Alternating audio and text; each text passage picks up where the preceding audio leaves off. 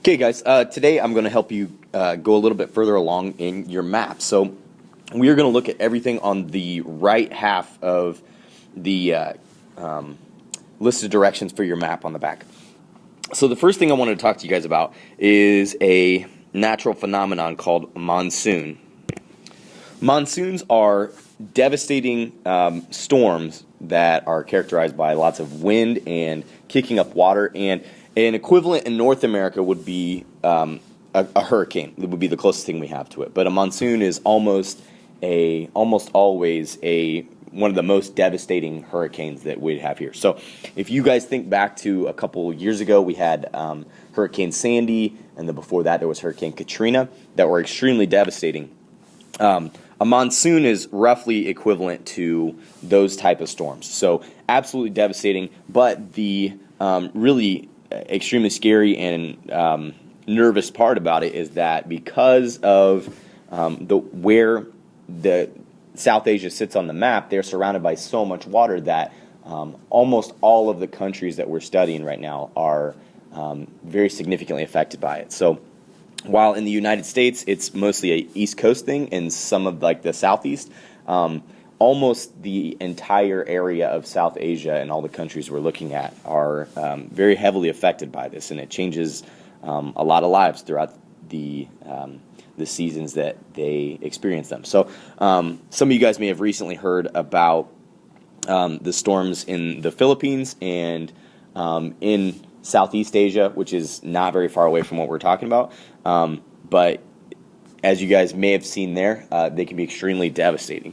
So basically what causes these is a cycle of winds. So I'm going to move that out of the way and throw in a different picture here. But it's really caused by a couple different types of, a couple different systems of wind and like a rolling wind.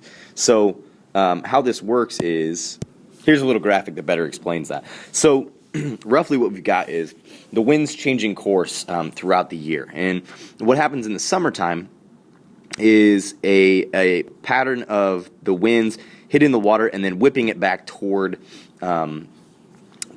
the surface of the land in the country. So India is a country that's very badly affected by it. So in the summertime, the winds kick the water up from the Indian Ocean back toward the mainland. In the wintertime, the opposite takes place, where from the Himalayan mountains, the winds push the snow and the ice and any water and just any storm or precipitation that you possibly can toward the mainland there. So they experience the opposite from the winter time. Both storms involve lots and lots and lots of water and are, like I said, extremely devastating. You guys can check out a little bit of what these storms do in the bundle. There's a video there that kind of demonstrates some examples of the effects of monsoons. But what we're going to do on our maps is, for the summertime, we're going to, in red, draw some arrows that show the monsoon storm systems. So just draw a couple arrows that demonstrate the fact that the monsoon winds are coming from the southwest and kicking up towards the northeast, and then the opposite being true in the winter time. So for winter, we're going to use blue because it's typically cooler anyways, and that pulls the air from, I guess that kind of overlapped a bit over Nepal a little bit there, but it takes the wind from the northeast toward the southwest from the Himalayan mountains. So you can do that just over Tibet on your map.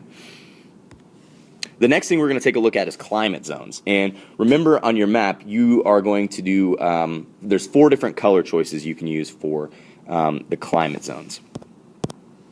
So the first one we're going to look at is the plains. And so the plains will be colored green. So countries that are mostly plains, you're going to want to color green because they are warm and pretty temperate, moderate climates. So if you look at India, India is a great example of a country that you would color green because it's primarily just plains. So the next one we're going to use is tan, or kind of like a gold color, and we'll do that for a desert area or a rocky area. So an example of that would be Afghanistan. Afghanistan is a lot of a mountainous, real dry, rocky area. The next one, we're going to do one that's just a really cool and mountainous area. So the example of that might be an area like Nepal. So Nepal is a pretty cool country, and it's right where the Himalayas begin. So the last one says to actually use white, but I just like to use a really light shade of blue. But what we're going to use this one for is extreme mountains. So the country I have in mind for this is this country up here, Bhutan. And what you can do is just shade that really lightly in blue. Go ahead and do this choose one of those four representations for each of the countries, whichever one you feel best represents the average climate there. And remember not to color this really dark because there's other detail that we're going to want to see on these maps. So do that really lightly, but choose one of those four colors and fill that out for each of the countries on your maps. So the next thing we're going to do is outline for the governments. So the example I'm going to give you guys is about Burma, okay, or Myanmar, and that country is a military junta. So if you look back on your map, in the instructions for the types of government systems they have, what we're going to do is we're going to outline that country in the color that corresponds to the type of government they have. So Burma or Myanmar uses a military junta, which is basically like controlled by the military.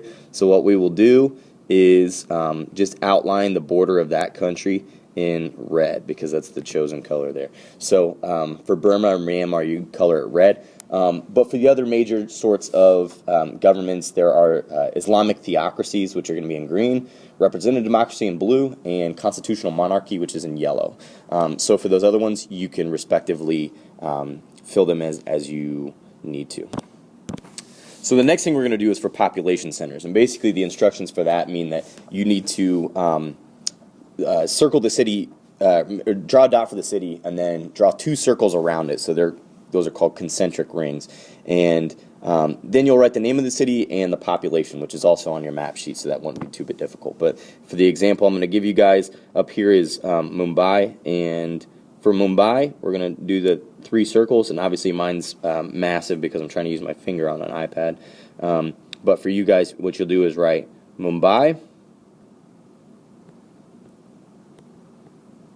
and then below that, you'll write the population. So I'm just going to write 21M, but you guys should write out the actual population there. So definitely don't make yours that massive, but that's the rough idea there. So there's, after Mumbai, there's also Delhi, Calcutta, Karachi, and Dhaka that you need to find. And in my room, you can use the giant atlas that's in the front of the room, but for the other teachers, I'm sure they have resources you could use there, or you can just Google that one.